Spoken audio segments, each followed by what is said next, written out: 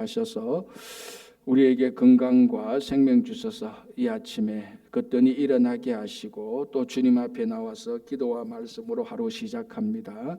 오늘도 우리의 모든 삶을 주관하여 주시고 하나님 앞에서 하나님 기뻐하시는 삶을 살게 하여 주시옵소서. 또한 귀한 예물 드리는 손길들이 있습니다. 일일이 기억하여 주시고 100배, 1000배, 만배 복을 주시고 그들의 올려드리는 손길이 기도할 때 응답하여 주시옵소서. 오늘 열왕기상 말씀을 함께 나눕니다. 이 말씀이 또 우리에게 위로와 능력과 희망과 그리고 양식이 되게 하여 주시옵소서. 예수님 이름으로 기도합니다. 아멘. 열왕기상 1장 어제 우리가 1절에서 10절까지 봤습니다. 그 내용이 뭔가 하면 이제 노년의 아도니아가 반역을 일으키는, 아도니아는 다윗의 넷째 아들이었죠. 넷째 아들 아도니아가 이제 요압과 아비아다를 자기 편으로 했고 이 세 명이 함께 모의를 해서 반역을 일으켰습니다. 이 반역도 대단한 게 이제 요압 우리가 앞에서 많이 살펴본 대로 다윗에게서 절대로 뺄 수 없는, 뗄 수 없는 그런 사람이지 않습니까? 지도력도 있고 판단력도 있고 민첩하고 또 그 전장터에 나가서 아직까지 요압이 패해 본 적이 없는 정말로 백줄불굴의 사나이입니다. 그런데 이 사나이가 마지막에 다윗이 노쇠했을 때 아도니아와 함께 반역을 도모했던 것입니다. 그리고 아비아달, 제사장 아비아달, 다윗이 2명의 제사장을 임명했는데 사독과 아비아달을 임명하지 않습니까? 그리고 이 아비아달이 누군가 하면은 사울 왕이 제사장 85명을 학살할 때 그때 죽지 않고 살아남았던 사람이 아비아달인데 이때 이제 다윗이 그 아비아달을 제사장으로 다시 맞아들이고 또 이 아비아달이 압살롬 반역 때 아비아달이 에훗을 가지고 다윗을 쫓았던 사람입니다. 그러니까 지금까지 아비아달은 충성스러운 그런 제사장이었거든요. 그리고 요압은 월권을 많이 했지만 그래도 다윗과 뗄래야 뗄 수 없는 그런 관계였는데 마지막 아도니아 반역 때에 이 요압과 아비아달이 이제 정치적으로 최고인 사람 요압, 그리고 제사장으로 종교 쪽에서 최고인 사람 아비나달, 이 두 사람이 아도니아에게 반역을 했던 것입니다. 어제 이제 우리가 그까지 봤고요. 그러나 이제 이 반역에 가담하지 않은 사람들, 이제 같은 제사장이지만 사독은 솔로몬 쪽이었고, 그리고 버나야라는 군사령관, 이런 사람은 또 아예 아도니아 쪽에 반역에 가입하지 않고 끝까지 다윗에게 충성했던 것입니다. 그래서 우리가 뭘 중요하게 봤는가 하면은 어느 정도까지는, 그리고 한두 번 정도는 충성스러울 수가 있습니다. 사람이, 그죠? 중요한 것은 끝까지 신실한 겁니다. 이게 참 쉽지 않습니다. 그죠? 그리고 이게 가장 중요한 덕목이고요. 그래서 우리가 신앙생활 할 때 몇 번 잘하고 번쩍이는 것 참 그것도 좋죠. 그러나 더 중요하게 생각하는 것은 순간순간 반짝이지 않는다 할지라도 그 신실함으로 끝까지 주님께 충성하는 것, 그것이 참 중요한 신앙의 덕목입니다. 자, 이제 한번 보겠습니다. 11절 이렇게 되어 있습니다. 나단이 솔로몬의 어머니 밧세바에게 말하여, 자, 요 구절을 보겠습니다. 자, 이제 반역이 일어났습니다. 반역이 일어난 걸 알고 가장 먼저 민첩하게 행동하는 사람이 누굽니까? 나단이죠. 나단이 솔로몬의 어머니 밧세바에게 말하여 계책을 마련합니다. 자, 나단이 누구였습니까? 선지자 아니었습니까? 그러니까 다윗이 우리아의 아내 밧세바와 간음해서 잘못했을 때 용기를 가지고 나와서 그 앞에 잘못을 지적했던 사람, 나단입니다. 선지자죠. 우리가 보통 선지자라면 하나님께 말씀을 받는 사람, 그리고 하나님께 기도하는 사람. 그러니까 이 선지자는 말씀의 사람이고 기도의 사람입니다. 보통 우리가 이제 이런 말 좀 하죠. 기도 열심히 하고 잘하는 사람은 목사님, 그분은 기도하는 장로님입니다. 참 그런 얘기를 듣는 그 장로님은 굉장히 신앙적으로 명예로운 거죠, 그죠? 나쁜 의미가 아니고, 목사님, 그분은 참 기도하는 목사님입니다. 참 훌륭한 목사님이고 그분은 기도하는 권사님입니다. 예를 들었으면 누구는 기도하는 사람이다, 이런 게 있지 않습니까? 우리가 앞에서 그 사무엘상 볼 때 한나가 기도해서 그 사무엘서를 보면 한나가 기도해서 이제 낳은 아이가 사무엘 아닙니까? 그때 한나가 엘리에게 가서 뭐라고 합니까? 나는 당신 앞에서 하나님께 기도하던 사람이다. 기도하던 여자였다. 이렇게 말합니다. 굉장히 우리 신앙적으로 볼 때 굉장히 명예로운 사람, 명예로운 호칭입니다. 진짜 그죠? 그러니까 선지자 나단도 사실은 기도하는 사람이죠. 자, 그런데 우리가 이제 이게 되게 좀 기도하는 사람은 기도만 하는 게 아닙니다. 무슨 말씀인지 알겠죠? 기도하는 사람은 기도만 하는 사람이 아닙니다. 기도하는 사람은 기도를 하고 그 기도에 책임을 질 수 있는 행함을 그 기도에 책임을 질 수 있는 바른 행동을 하는 사람이 진짜 기도하는 사람입니다. 만약에 우리가 제가 종종 이제 이런 말을 하지 않습니까? 우리가 진짜로 기도만 한다고 한다면은 교회 공동체에서 신앙생활을 함께하면서 사회생활을 함께할 필요 없습니다. 그냥 보따리 다 싸고 수도원에 들어가서 평생 뭐 사회적 활동도 안 하고 사람도 보지 않고 평생 그냥 수도사로 살면 되는 겁니다. 물론 그런 평생 그렇게 수도사로 사는 분들도 있습니다.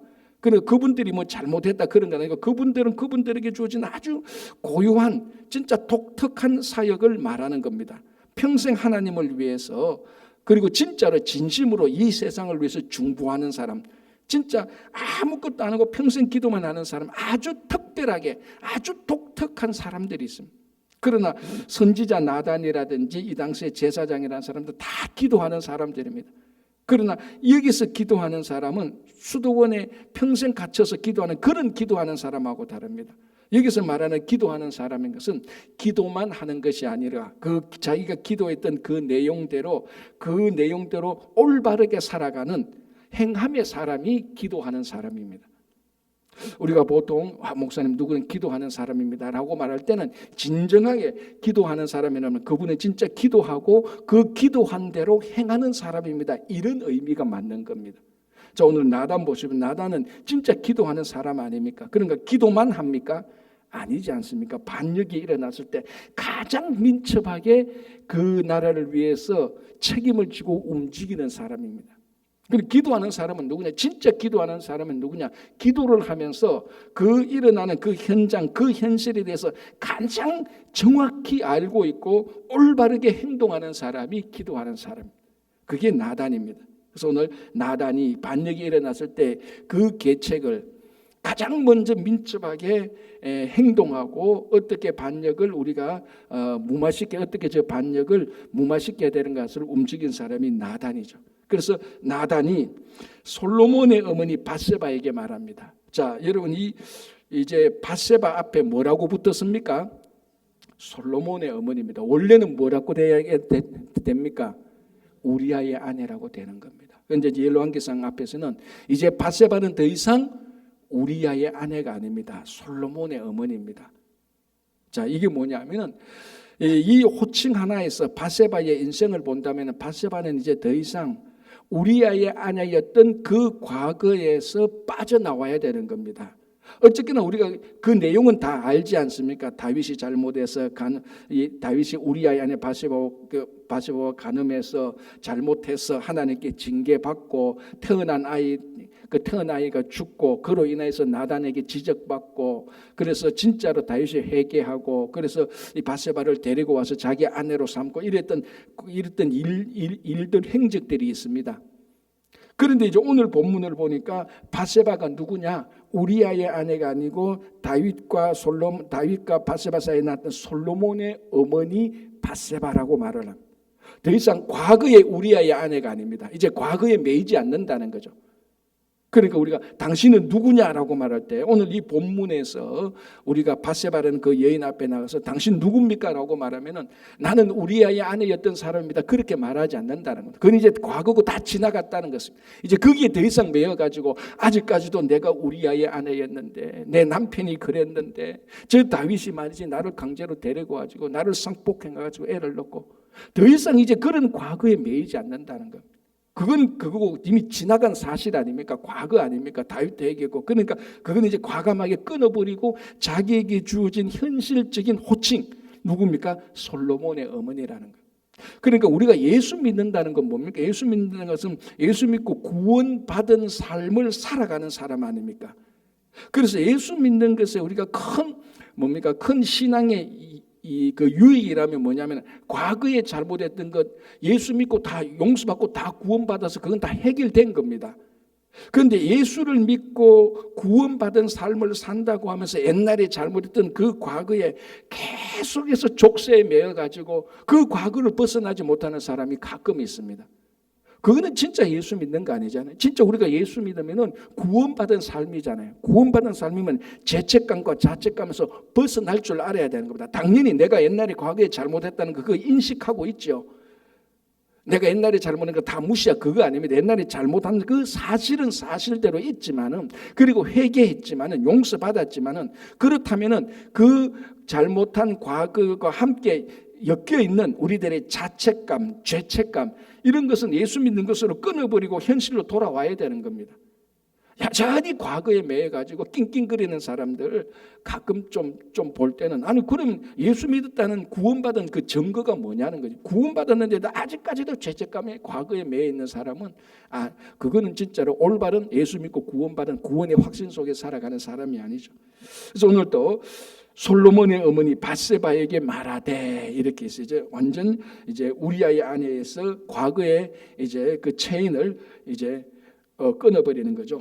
자, 다시 나단이 솔로몬의 어머니 밧세바에게 말하여 이르되 핫깃의 아들 아도니아가 왕이 되었음을 듣지 못하였나이까 우리 주 다윗은 알지 못하시나이다.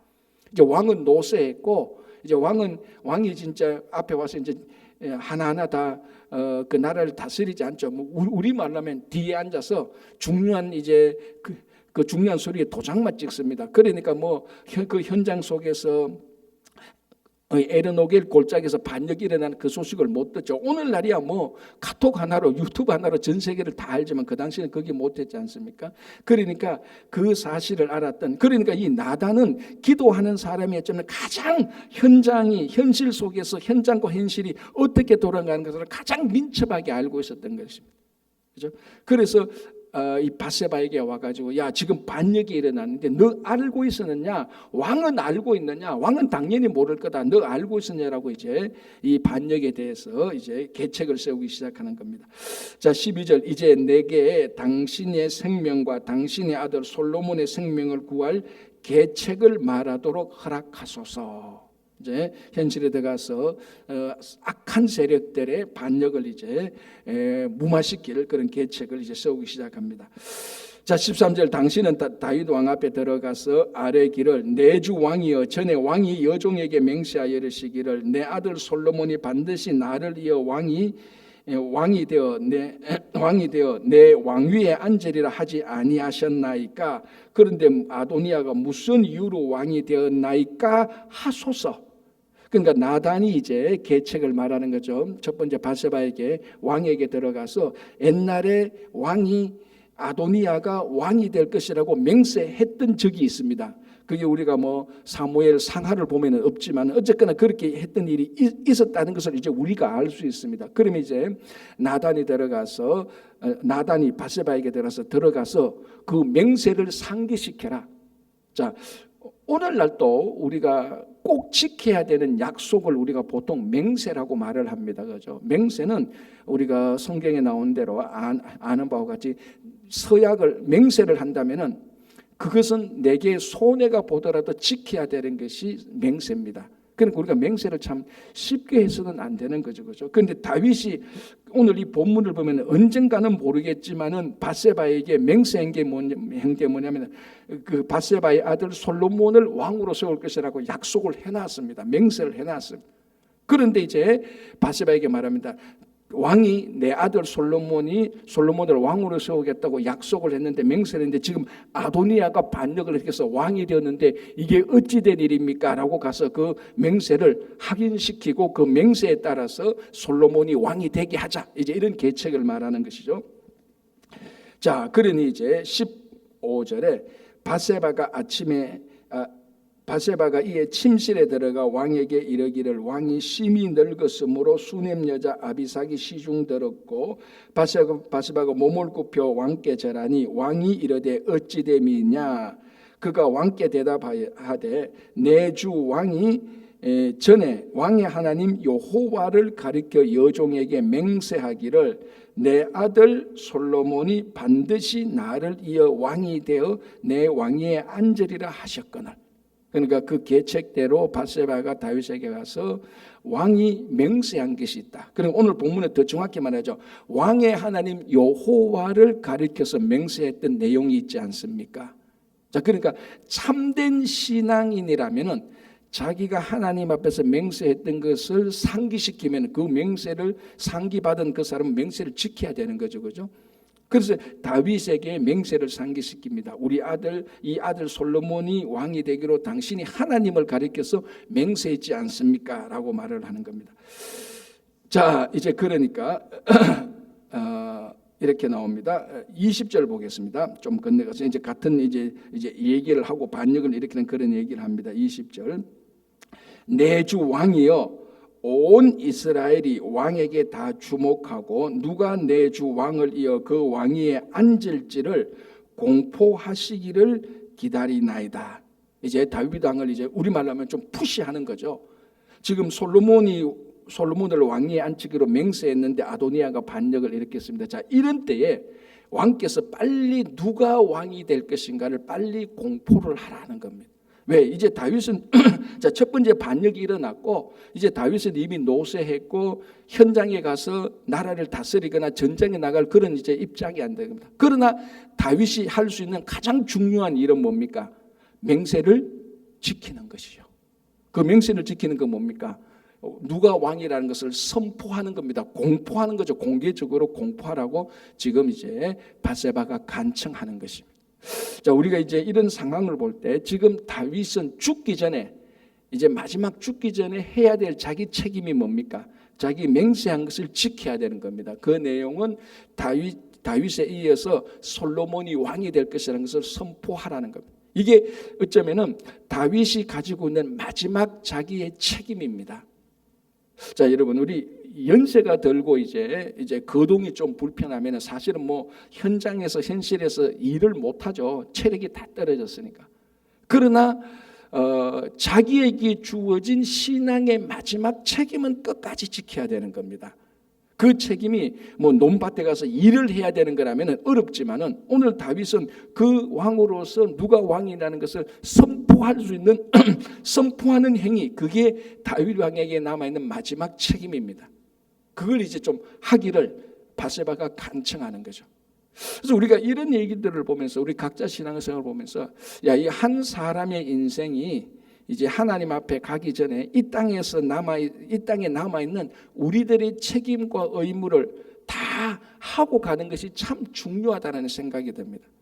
제가 아는 어떤 사람은요, 한 10몇 년 전에 돌아가셨는데요. 그분을 알고 있는 몇몇 사람들 보면요, 그분에게 되게 서운한 얘기를 해요. 여러분, 우리 한국 사람들은 보통 돌아가신 고인에 대해서는 나쁜 얘기를 잘 안 하지 않습니까? 나쁜 게 있어도 뭐 고인이 되고 예를 들어서 뭐 장례식장에 가면은 막 되게 막 손해 본 거 있어도 그래도 장례식장하고 그 주변 사람들은 그래도 덕담을 합니다. 그죠? 아이 뭐 그분 한평생 어렵게 살았다. 마음은 좀 서운한 게 있어도 그런 표현을 우리는 잘 안 합니다. 근데 이제 그분이 돌아가실 때는 장례식 있고 이런 데도요, 몇몇 사람은 그분에 대해서 그분이 무책임한 삶을 사는 것에 대해서 그 얘기를 하는 것을 제가 들어본 적이 있습니다. 그거는 이제 두 가지로 볼 수 있죠. 그렇게 그 장례식장에서도 나와서 그분에 대해서 무책임한 행위를 하는 그 사람들이 참 많은 상처를 입었겠다라는 그 생각이 듦과 동시에 그 장례식에는 고인이 야, 그분이 왜 죽기 전에 자기가 해야 될 책임을 다 하지 못하냐, 우리말로 하면 결자해지를 못하고 죽었단 말이죠. 그러니까 그분이 죽고 난 다음에도 일이 계속 남아가지고 유족하고 뭐 공동체하고 여러 가지 일이 계속해서 꼬여요. 이 모든 책임은 누굽니까?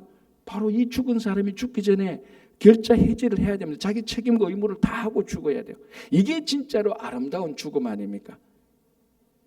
오늘 다윗이 만약에 자기가 맹세를 지켜야 되는 이 책임, 솔로몬이 왕이다라는 것을 선포 안 하고 죽었다면은 굉장한 혼란이 있었을 겁니다. 그래도 다윗이 마지막에 잘한 건 이제 우리가 알지 않습니까? 다윗이 솔로몬이 맹세를 바세바가 맹세를 지키라고 말할 때 다윗이 이제 그 노쇠했지만은 이제 솔로몬이 왕이었다는 것을 선포하고 자기 책임을 다하고 결자 해지를 하게 되는 것. 우리에게도 저거 내가 해야 되는데 내 책임인데 내 의무인데 미루지 마시고 할 수 있는데 빨리 하는 것이 제일 낫습니다. 그죠?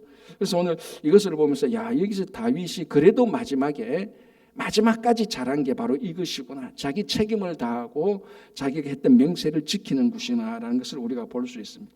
자, 21절 그렇지 아니하면 내 주 왕께서 그의 조상들과 함께 잘 때 나와 내 아들 솔로몬은 죄인이 되리이다. 자, 이거는 이제 정치적인 거로 말하죠. 만약에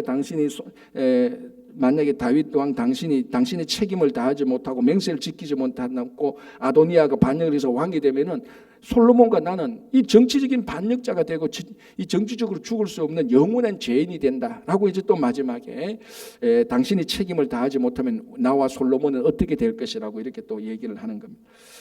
자, 이때에 이제 요렇게 해서 이제 아까 계책을 꾸몄죠. 바세바가 먼저 다윗에게 맹세를 지키라고 말하고 난 다음에 나단이 들어갑니다. 자, 보십시오. 22절에 바세바가 왕께 말할 때 선지자 나단이 들어온지라. 자, 나단이 이제 왕에게 딱 들어왔습니다. 그런데 여러분 아시다시피 누구든지 왕 앞에 왔다고 해서 바로 왕을 만나지 못하죠. 왕의 허락이 있어야 되는 겁니다. 그죠? 우리가 그 가장 대표적으로 페르시아 있을 때 그 에서드 하지 않습니까? 이제 그런 그 왕을 만나기 위한 전통이 이 고대 중근동에는 크다하게 퍼졌습니다. 그래서 선지자 나단이 왕을 만나러 왔습니다. 와니까 이제 23절에 어떤 사람이 왕께 말하여 이르되 선지자 나단이 여기 있나이다. 그러니까 그 옆에 있는 신하들이 왕의 허락을 받아야 됩니다. 왕이시여 지금 나단이 왔는데 이 선지자 나단이 왕을 만나고자 하는데 지금 왕께서는 만나시겠습니까? 허락을 구하는 겁니다. 그때 왕이 나 좀 피곤해 내일 와 그러면 못 만나는 거예요. 그죠? 자, 그런데 다행히 그가 여기 있나이다 하니까 하니 그가 왕 앞에 들어와서 얼굴을 땅에 대고 왕께 절하고 그러니까 왕이 허락한 것이요. 그러니까 나단이 이제 왕 앞에 허락을 받고 들어온 겁니다. 자, 바세바가 다윗 왕 앞에 들어와서 맹세를 지키십시오라고 이렇게 하면서 바세바가 왕 앞에 나온 것하고 나단이 똑같은 맥락으로 말하기 위해서 다윗 왕 앞에 나온 것은요, 이 두 사람은 차원이 다릅니다. 자, 바세바는 아내 아닙니까? 그죠? 아내이기 때문에 이 아내의 입장으로서 언제든지 왕을 쉽게 만날 수 있습니다. 그런데 선지자 나단은요, 이게 쉽게 만날 수 있는 관계가 아닙니다. 만약에 여기서 왕이 노라고 말하면 만날 수도 없고 들어와서 그 이야기를 들어보고 왕은 충분히 오해할 수도 있고 무시할 수도 있고 분노를 토할 수도 있습니다. 그러면 어떻게 됩니까? 나단은 잘못하면은 죽을 수도 있는 거예요. 그래서 오늘 단순히 나단이 왕 앞에 나와서 그 아도니아가 반역을 일으킨 그 사실을 말하고 이렇게 하기를 원합니다. 계책을 말하는 것은 나단은 자기 목숨을 걸고 들어온 거예요. 그냥 내가 왕에게 할 말이 있습니다. 우리 식으로 뭐 좀 만납시다. 이런 차원이 아니라는 겁니다. 아까 제가 얘기했지 않습니까? 나단은 기도하는 사람입니다. 기도하는 사람은 기도만 하는 게 아닙니다. 자기가 기도한 대로 그에 대한 책임을 지고 행하는 사람입니다. 그래서 나단이 다윗 왕 앞에 가서 다른 어떤 토목 정책을 하고 다리를 지읍시다. 이쪽에 우리가 그 신도시를 만듭시다. 지금 주가가 오르니까 주가를 좀 내립시다. 이런 정책을 말하는 게 아니에요. 가장 예민한 반역의 문제를 들고 나왔단 말이죠. 이거는 자칫 다윗이 지금 노쇠한 이 다윗이 판단 잘못하거나 어떤 심기가 좀 건드려지면요, 반역을 말한 나단은 그 자리에서 죽을 수가 있는 겁니다. 그러니까 이 나단이 굉장히 신앙의 용기를 가지고 왔고 정말 잘못된 반역을 무마시키기 위해서 나단이 목숨 걸고 다윗 왕 앞에 나온 겁니다. 신앙의 용기죠. 24절 이르되 내 주 왕께서 이르시기를 아도니아가 나를 이어 왕이 되어 내 왕위에 앉으리라 하셨나이까. 이 나단이요, 이 선지자가 참 상황과 판단에 따라서 적절하게 말을 잘합니다. 우리가 그 뭡니까? 나단이 처음에 그 바세바를 범했을 때 나단이 다윗왕에게서 했던 그 이야기 방식이 있지 않습니까? 처음에 그때는 비유를 들었습니다. 그죠? 부자가 있는데 말이지, 그 부자 옆에 손님이 찾아왔는데 자기 집에는 양이 많은데 그 옆집에 양 한 마리가 그 자기 재산인 사람인데 자기 양으로 손님 대접하지 않고 양 한 마리가 재산인 그 사람한테 가서, 그 가난한 사람한테 가서 그 양을 뺏어가지고 손님을 대접했습니다. 이게 말이 됩니까? 하니까 그 얘기를 듣던 다윗이 노발대발했는데 바로 당신이 그 사람이라고 해서 아주 그 다윗이 꼼짝하지 못하도록 딱 이렇게 얘기를 했습니다. 자, 오늘은 어떻게 합니까? 그냥 뭐 비유가 없습니다. 아예 목숨 걸고 들어왔거든요. 그리고 이미 바세바가 얘기를 해놨습니다. 다짜고짜 뭐라고 말합니까? 왕이시여, 당신은 아도니아가 왕이 된다고 말했습니까? 이 말입니다. 다짜고짜 그대로 말하죠.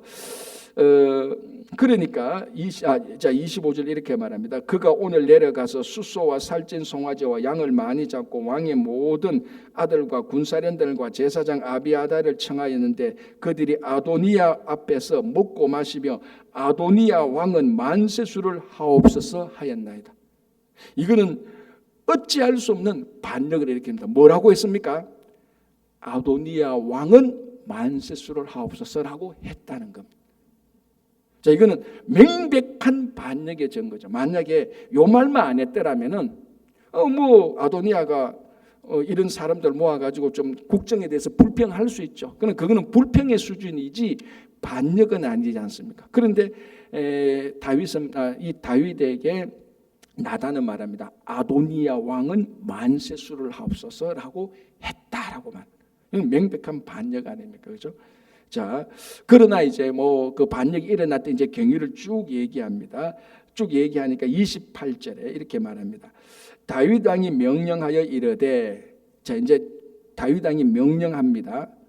자, 이때 나단의 심정은 어떻겠습니까? 목숨이 걸려 있습니다. 다윗 왕이 명령할 때 나단아, 네가 지금 아도니아를 반역자로 모느냐? 너가 반역하려고 하느냐? 이런 얘기가 나온다면은 나단은 여기서 자기가 죽습니다. 그러니까 이 상황이 감 잡히죠. 다윗이 이제 노쇠한 다윗 왕의 입이 들썩들썩하기 시작합니다. 정말 저 입에서 아도니아의 반역을 인정하면 자기는 사는 거고, 야, 아도니아는 반역할 이유가 없어. 요압이 어떻게 반역할 수 있어? 내한테 월권은 했지만 요압은 반역할 사람이야. 아비아달이 어떻게 반역하냐? 내가 임명했고 아비아달은 내가 압살롬의 반역을 피해서 갈 때 에훗을 가지고 와서 제사장 역할을 하는 그 아비아달인데 너가 지금 그 사람을 시기해서 그 사람들을 모함하는구나라고 말하면은 나단은 그 자리에서 죽는 겁니다. 나단은 이걸 가지고 목숨을 걸고 온 거예요. 자, 그래서 28절에 다윗 왕이 명령하여 이르되 바세바를 내 앞으로 부르라 하며 그가 왕의 앞으로 들어가 그 앞에 서는지라.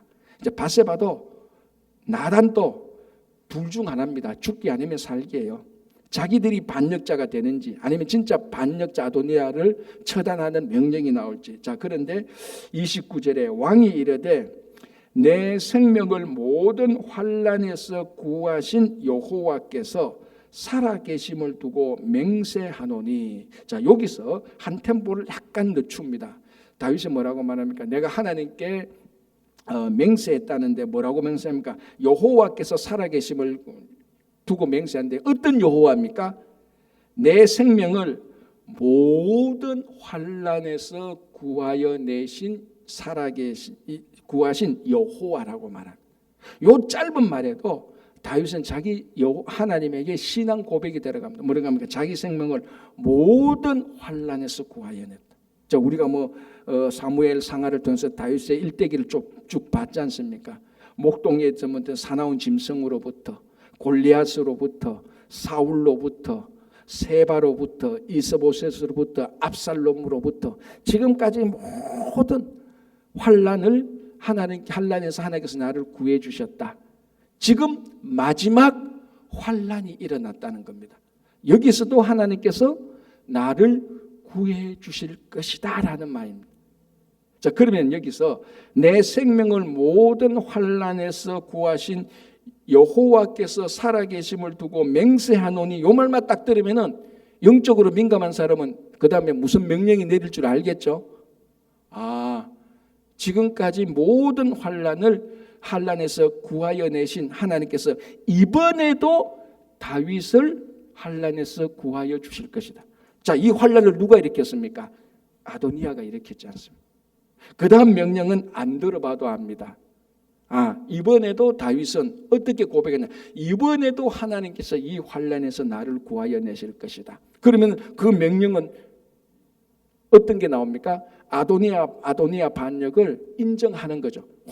지금 환난을 일으켰으니까. 자, 그 다음에 30절 됐습니다. 내가 이전에 이스라엘의 하나님 여호와를 가리켜 너에게 맹세하여 이르기를 너의 아들 솔로몬이 반드시 나를 이어 왕이 되고 나를 대신하여 내 왕위에 앉으리라 하였으니 내가 오늘 그대로 행하리라.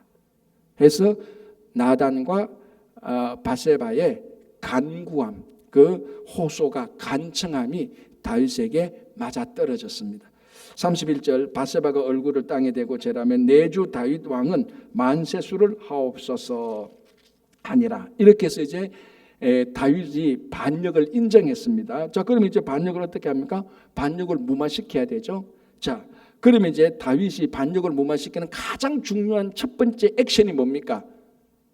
솔로몬이 왕이라는 것을 선포해야 됩니다. 그죠? 그러면 그 백성들이 오락가락하는 백성들 아니면은 아도니아 편에 갔던 사람들이 아도니아가 지금 왕이 그 에노길 근처에서 아도니아 왕은 만세하고 만세수를 하옵소서라고 이렇게 했는데 예루살렘에서 들려오는 소식은 보니까 다윗 왕은 아도니아가 왕이 아니고 솔로몬이 왕이라고 됐네. 이제 이러면 반역에 가다는 사람들이 이거 우리가 잘못 왔구나라고 판단을 할 수밖에 없죠. 그래서 다윗은 솔로몬을 왕으로 선포합니다. 자, 어떻게 선포하냐 한번 보겠습니다. 33절 왕이 그들에게 이르되 너희는 너희 주의 신하들을 데리고 내 아들 솔로몬을 내 노새에 태우고 기온으로 인도하여 내려가서 누구 노새에 누구를 태우라고요? 다윗 왕의 노새에 누구를 태웁니까? 솔로몬을 태우죠. 여러분, 예수님께서 예루살렘 입성할 때 뭐 타고 들어갔죠? 나귀 노새 타고 들어갔습니다. 이게 왜냐하면요, 스가랴 선지자에 의하면 왕으로 오시는 분이 노새를 타고 오신다는 선지자의 예언이 있습니다. 그래서 예수님께서 그 예언을 실현하고자 왕으로서, 무슨 왕? 평화의 왕으로서 예루살렘 입성할 때 노새를 타고 나귀 한 마리를 타고 들어갑니다. 이게 그러니까 좀 어떻게 보면 폼이 좀 코미디스러운 폼인데요, 이것이 선지자가 말한 왕이 된다는 표시입니다. 그래서 다윗 왕도 자기 노새가 있었어요.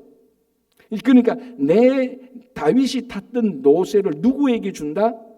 솔로몬에게 준다는 거예요. 그러면 백성들이 볼 때 왕의 노새를 아도니아가 아니고 솔로몬이 탔구나라고 하면은 다윗 왕이 왕권을 솔로몬에게 줬다는 명백한 왕이 공식으로 인정한 다윗 왕이 공식으로 인정한 다음 왕은 솔로몬이라는 명백한 표시입니다. 그래서 다윗 왕은 솔로몬을 데리고 와서 내 노새에 솔로몬을 기원하러서 데리고 가서 백성들한테 보여라는 것입니다. 자, 두 번째 보겠습니다. 34절이죠. 거기서 제사장 사독과 선지자 나단은 그에게 기름을 부어 이스라엘 왕으로 삼고 너희는 뿔나팔을 불며 솔로몬 왕은 만세수를 하옵소서 하고, 반역을 일으킨 아도니아 왕은 만세수를 하고 자기들이 막 반역을 일으켜서 했습니다. 이제 그게 똑같은 방법으로 했더니 이제 솔로몬을 왕으로 해라는데 결정적인 차이가 있죠. 뭡니까? 기름 부음을 받게 하는 것. 누가? 제사장 아비아달과 선지자 나단. 자, 이걸 좀 더 자세히 보면요, 아도니아 쪽에서 아비아달 제사장은 있었지만 선지자는 아무도 없었습니다. 그래서 이 선지자와 제사장이 하나님을 대신해서 솔로몬에게 기름을 부었습니다. 자, 어제 우리가 반역을 봤습니다. 아도니아의 반역에서요. 왜 이 아도니아의 반역이 하나님의 인정을 받을 수밖에 없는가 하면은 우리가 앞에서도 사울도 봤고 다윗도 봤을 때요, 다 사람들한테 다 인정받고 리더십도 있고 다 똑똑하고 백성들이 다 인정하고 그래도 이 당시에 왕이 되는 결정적인 가장 중요한 1번이 뭐였죠? 기름 부음 받는 거였습니다. 기름 어노인팅이 있어야 왕이 되는 거였습니다. 그런데 우리가 이 열왕기상 1장을 보면 아도니아 쪽에서는 기름 부음을 받는 게 없습니다. 그냥 자기들끼리 모였습니다. 권력에 탐하는 사람들, 내가 저 자리에 한번 올라가 보겠다, 내가 이만큼 수고했는데 나도 이 수고한 인정을 받아야 되겠다, 이런 사람들의 의기가 투합해서 모였던 사람들이 아도니아 반역 쪽 사람입니다. 그러니까 거기에는 하나님의 기름 부으심이 없는 거죠. 왜? 자기 탐욕과 자기 이익과 자기 명성과 자기 인정으로 모였던 사람들이에요. 그러니까 이런 사람들이 생각해낼 수 없는 아이디어가 뭡니까? 하나님의 기름 부으심입니다. 원래 하나님의 기름 부으심이 있어야 왕이 된다고 생각하는 사람들 자체는 그런 모임조차도 안 하는 거예요, 사실은. 그런 생각이 아예 없는 사람들입니다. 그러니까 이 아도니아 쪽에서는 하나님의 기름 부으심을 받고 이런 행사, 이런 절차를 생각하지도 않고 그런 절차를 하지도 않았던 것. 그럼 다윗은 뭡니까? 명백하게 기름 부음을 받아서 왕이 된 사람 아닙니까? 그러니까 왕이 되려면 기름 부음을 받아야 된다는 것이 얼마나 중요한지, 이게 제일 핵심인 줄 아는 사람입니다. 근데 선지자와 제사장이 있으니까 그 두 사람을 통해서 하나님의 기름 부으심을 받아서 솔로몬은 하나님이 인정한 왕이다. 자, 보십시오. 그러면은 왕이 인정한 왕이고, 다윗 왕이 인정한 솔로몬 왕이고, 왕이 솔로몬이고, 하나님의 기름 부으심을 받은 사람이 솔로몬이고, 이제 하나 남았습니다. 뭐가 남았을까요? 하나님이 인정했고, 앞에 선대왕이 인정했고, 뭐가 남았을까요? 백성들이 인정을 해야 되는 겁니다. 자, 39절로 쭉 내려가겠습니다. 제사장 사독이 성막 가운데에서 기름 담은 뿔을 가져다가 솔로몬에게 기름을 부으니 이에 뿔나팔을 불고 모든 백성이 솔로몬 왕은 만세수를 하옵소서 하니라. 세 가지 다가 일치했죠. 다윗 왕이 왕이라고, 솔로몬을 왕이라고 인정했고, 기름 부어서 하나님이 솔로몬이 왕이라는 것을 인정했고, 그걸 백성들이 와서 다 보고 난 다음에 우리 안 할래, 이게 아니고 모든 그 백성들이 나와서 솔로몬 왕은 만세수를 하옵소서라고 했어요. 그러니까 여러분, 한 나라의 왕이 된다는 것은 공식적인 정통성이 너무너무 중요한 거예요. 이게 없는 사람들이 다 반역자예요. 공적인 정통성을 인정받지 않고 그 자리를 탐하는 사람들이 전부 다 반역자입니다. 그게 아도니아가 그렇잖아요. 이거 아무리 해도 요압이 가도 아비아달이 가도 거기는 공식적인 정통성이 없는 거예요. 선대왕이 다윗을 인정 안 했고 모든 백성이 인정한 것 아니고 자기들끼리 그냥 인정한 거예요. 자기들끼리. 에르노게를 모인 군사들 그 사람끼리 왕이여 한 겁니다. 그러니까 끼리끼리 한 거예요, 그냥. 그러나 모든 백성이 솔로몬을 인정했고 무엇보다도 기름 부으심이 있었는 것 아닙니까? 그러니까 다윗은 자기가 기름 부음에서 정통적으로 왕이 되어서 인스톨레이션, 취임식을 했지 않습니까? 지금 그거를 솔로몬에게 다 그대로 하는 거예요. 이게 왕이라는 거죠.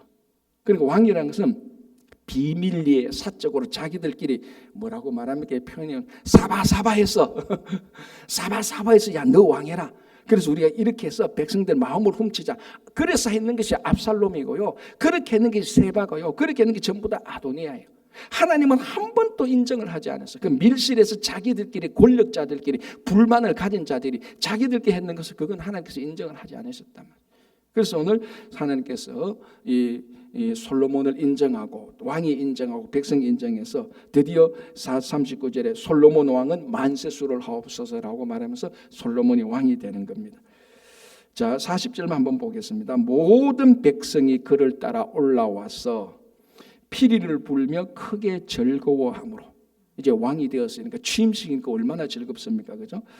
땅이 그들의 소리로 말미암아 갈라질 듯하니. 그러니까 이제 진짜로 이제 이게 경사입니다. 여러분, 인스톨레이션, 취임은요 진짜 경사스러운 날이에요. 그에게 의무를 주고 사에게 의무를 주고 책임을 주어주고 그와 함께한 공동체들이 그 사람을 리더로 세워서 그 공동체를 세워나가서 하는 새로운 시대가 열리지 않습니까? 굉장히 경사스러운 날입니다. 모든 사람들이 축하해주고 다음 세대의 문을 여는 이런 경사스러운 날입니다. 지금 그게 이제 여기서 일어나는 거죠. 그리고 이게 왕인데, 이게 사실은 궁극적으로 보면 우리가 나중에 이 땅에서 다 마치고 하늘 날아갈 때 우리가 영원히 하나님을 우리의 왕으로 인정하고 영원토록 즐거워하고 축제를 벌이는 바로 그런 모습들이 또 이 부분에서도 보이는 것입니다. 자, 오늘 여기까지만 하겠습니다. 그렇게 해서 이제 왕이 인정이 됩니다. 자, 그럼 반역자들은 어떻게 되느냐? To be continued. 다음 주에. 자, 그럼 아도니아와 그 사람들은 어떻게 되느냐? 이제 한번 다음 주에 어떻게 해서 이 반역이 또 무마되고 사탄의 세력들이 어떻게 무마되는 우리 다시 한번 보겠습니다. 오늘 또 우리를 통해서 우리 한 사람 한 사람이 성령께서 우리들에게 기름 부어주셔서 우리가 하나님의 자녀가 되는 겁니다. 이거 없으면요, 지 아무리 똑똑하고 잘나도요 하나님의 자녀가 아닙니다. 그래서 오늘 우리가 왕 같은 제사장 아닙니까? 오늘도 성령께서 기름 부으시는 그런 중요한 좋은 여러분 되시기 바랍니다. 우리 같이 기도하겠습니다. 오늘 토요일이라서 우리 같이 통성 기도하는데요. 첫 번째 우리 여름 학교 썸머스쿨을 위해서 기도해 주시기 바랍니다. 이제 한 주가 지났습니다. 앞으로 5주 남았는데요. 우리 수가진 전도사님 그리고 선생님들 스태프들 그리고 아무도 다치거나 사고 나지 않고 안전하게 잘 마쳐서 우리 기도해 주고요. 8월 25일부터 나바오 인디언 보호구역에 또 우리 선교가 있습니다. 그것도 위해서 기도해 주고요. 특별히 날씨가 이제 많이 덥습니다. 우리 어르신들 또 어린아이들 젊은 분들 건강을 위해서 꼭 기도해 주시고 또 가정과 일터와 자녀들과 또 여러분이 속해 있는 구역과 성교회 또 교회의 모든 기관과 부서를 위해서 우리 같이 주여 한번 크게 통성으로 부르고 한 2, 3분간 같이 기도하겠습니다. 주여 아버지 하나님 주님 감사합니다. 오늘도 저희들이 이 새벽에 나와서 하나님의 말씀을 들으며 찬양을 하며 또 우리 한 목소리로 짧은 시간이지만 같이 기도합니다. 주님 우리가 하는 기도를 들으시고 응답해 주시기를 간절히 바라옵고 원하옵나이다. 아버지 하나님 교회에 여러 사역들이 있습니다. 주님께서 이 사역들 위해 은혜를 베풀어 주시고 이 사역이 사람의 사역이 아니라 하나님의 일이 될 수 있도록 주님 역사해 주시기를 간절히 원합니다. 지난주 월 이틀 동안 또 여름 성경학교 잘 마치게 해주신 은혜 감사드리며 또 이번 주간에 썸머스쿨을 시작하게 됩니다. 한 주가 지나고 이제 5주 남았습니다. 주님 이 지역에서 찾아오는 아버지 우리 썸머스쿨 찾아오는 어린이들 학부모들 그들이 이 썸머스쿨을 통해서 많은 유익과 이익을 얻을 수 있도록 도와주시고 교회가 마땅히 해야 될 아버지 지역사회 봉사를 잘 감당할 수 있도록 기쁨으로 감당할 수 있도록 도와주시옵소서. 수고하신 우리 전도사님 그리고 교사들 스태프들 함께해 주시고 그들의 수고와 노고를 주님께서 칭찬해 주시고 억지로 하는 것이 아니라 기쁨과 즐거움으로 그 일을 잘 감당할 수 있도록 주님 도와주시기를 간절히 원합니다. 특별히 또 기도학교는 아무도 아프거나 다치거나 사고 나지 않고 안전하게 이 썸머스쿨이 잘 마칠 수 있도록 주님 함께해 주시고 이런 썸머스쿨을 통해서 그 자녀들이 더 많이 신앙적으로 영적으로 지적으로 많이 육적으로도 자라갈 수 있는 여름이 될 수 있도록 주님 도와주시옵소서. 날씨가 많이 덥습니다. 주님 특별히 우리 교회 어르신들 지켜주시고 어린 자녀들 함께해 주시고 이 더운 날씨에도 아버지 하나님 낮의 해와 밤의 달이 상치 않도록 지켜주시고 구름기둥 불기둥으로 우리 모두를 인도하여 주시기를 간절히 바라옵고 원하옵나이다. 주님 오늘도 함께해 주시고 우리 모든 성도님의 가정과 일터 위에 은혜를 베풀어 주시고 아버지 하나님 주님과 그 가정에 필요한 모든 것들 일터에서 필요한 모든 것들을 주님께서 부족함 없이 충분히 공급하여 주시기를 원합니다. 건강을 위해서 기도합니다. 낙담된 심령을 위해서 기도합니다. 주님 함께하여 주시고 특별히 몸이 연약하신 분들 병 중에 있는 분들 고통 중에 있는 분들 한 분 한 분 찾아가서 치료하는 강선으로 그들을 낫게 해주시기를 간절히 원합니다. 아버지 하나님 여러 가지 일들로 의심 속에 낙심 속에 좌절 속에 있습니까? 주님 함께해 주시고 성령께서 은혜와 자비를 베풀어 주셔서 아버지 그들을 회복시켜 주시고 주님의 일을 감당하고 마지막 남은 인생도 주님 잘 섬길 수 있도록 교회의 모든 기관과 부서에도 함께하여 주시기를 간절히 원합니다. 주님 은혜와 자비를 베풀어 주십니다.